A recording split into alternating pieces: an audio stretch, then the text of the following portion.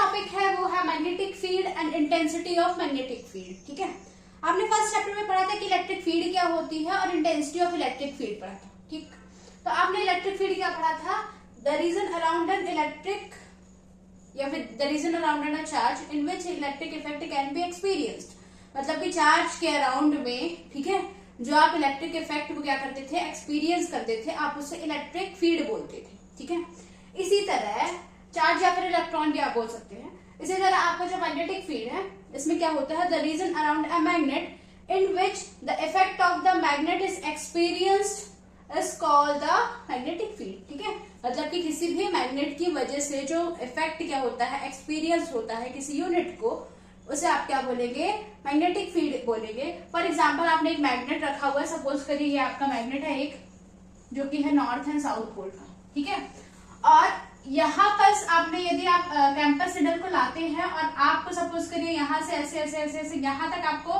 Magnetic effect क्या हो रहा है, ये सपोज करिए ऐसी है आपकी नॉर्थ एंड साउथ डायरेक्शन में, तो यहाँ तक उससे मैग्नेटिक इफेक्ट को क्या कर रही है, एक्सपीरियंस कर रही है, मतलब यहाँ तक क्या है, मैग्नेटिक फील्ड है।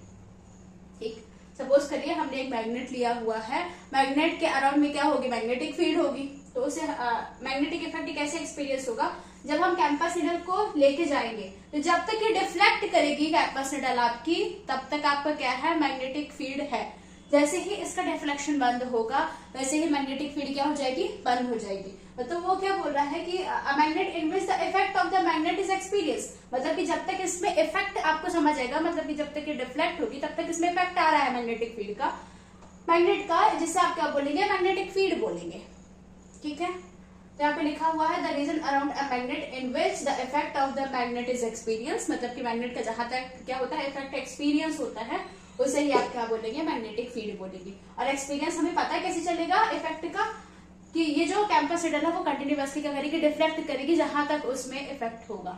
ठीक है, जैसे ही आपका इफेक्ट बंद होगा, वैसे ही कैंपस निडल का डिफ्लेक्शन भी क्या होगा, बंद हो जाएगा। ठीक है, इसी तरह आपका है intensity of magnetic field. Intensity of, जैसे आपने इंटेंसिटी ऑफ इलेक्ट्रिक फील्ड पढ़ी थी, ठीक है, the region around the intensity of electric field at that point is equal to the force experience by a imaginary unit charge placed at that point, है ना, मतलब कि किसी भी चार्ज के अराउंड में जो कोई दूसरा चार्ज है, ठीक है, तो जहां तक उसे मैग्नेटिक या फिर इलेक्ट्रिक फील्ड फील होती है या फिर एक्सपीरियंस होती है, उसे ही आप intensity of magnetic field sorry electric field बोलेंगे।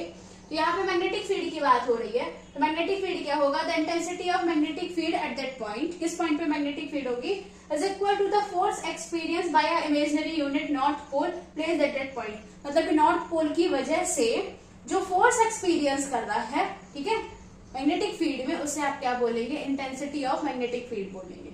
ओके, यहाँ पे लिखा हुआ है the intensity of magnetic field at that point is equal to the force experience, मतलब जो फोर्स एक्सपीरियंस कर रहा है by a imaginary unit north pole placed at that point, north pole की वजह से जो फोर्स एक्सपीरियंस कर रहा है मैग्नेटिक फील्ड में, उसे आप क्या बोलेंगे, इंटेंसिटी ऑफ मैग्नेटिक फील्ड बोलेंगे। ओके, इसके बाद इसे दोनों को मिला के हम इसको एक कूलम्ब्स फोर्स प्रूव करेंगे। तो आइए समझते हैं कि कूलम्ब्स लॉ एक्चुअल में क्या होगा मैग्नेटिक फोर्स में। ठीक है, अब हम पढ़ेंगे कि कूलम्ब्स लॉ क्या होता है मैग्नेट्स में। अभी तक हमने चार्जेस में क्या पढ़ा था, कूलम्ब्स लॉ पढ़ा था, अब हम मैग्नेट्स में कूलम्ब्स लॉ को क्या करेंगे, पढ़ेंगे।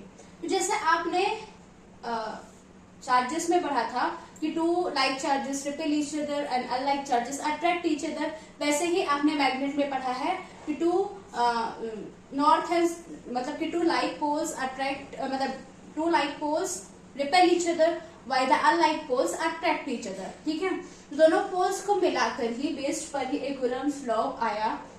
ठीक है, मैग्नेट के लिए तो कूलम्ब्स लॉ क्या होता है, the force acting between the two magnetic poles, जो फोर्स होगा जब सबसे पहले मैं आपको एक डायग्राम है उसे एक्सप्लेन कर देती हूँ कि हमने यहाँ पे एक मैग्नेटिक पोल लिया हुआ है जिसकी जो स्ट्रेंथ है वो m1 और m2 है, और इन दोनों की जो बीच की डिस्टेंस है वो क्या है, r है। ठीक है, तो m1 में इस डायरेक्शन में फोर्स लगेगा तो वो F12 हो जाएगा, और m2 में उधर उस साइड डायरेक्शन में फोर्स लगेगा तो F21 हो जाएगा।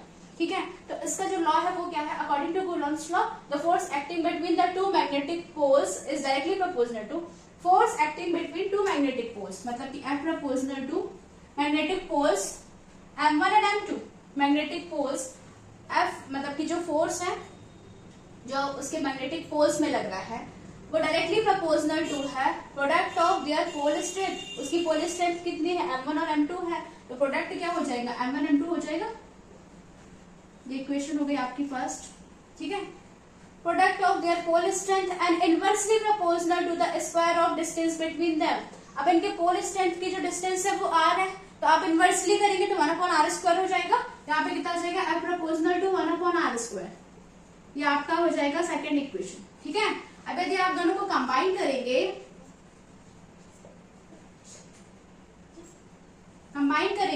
तो कितना आ जाएगा, f proportional to m1 m2 upon r²। जैसे आपका चार्ज के लिए आया था f proportional to, electric field में f proportional to q1 q2 upon r²। इसी तरह मैग्नेट्स में क्या आया है, f proportional to m1 m2 upon r²। अब आप इस प्रोपोर्शनैलिटी साइन को हटाएंगे तो एक कांस्टेंट आएगा, ठीक है। तो अपन इसे, हमने Coulomb's law f proportional to m1 upon m2 m1 into m2 upon r² तक कंप्लीट कर लिया था। अब इस प्रोपोर्शनैलिटी साइन को हटाएंगे तो एक कांस्टेंट आएगा, ठीक है। और ये जो कांस्टेंट है वो क्या है, f is equal to mu upon 4 pi m1 into m2 upon r², where mu क्या है, mu is the absolute permittivity of the medium, ठीक है।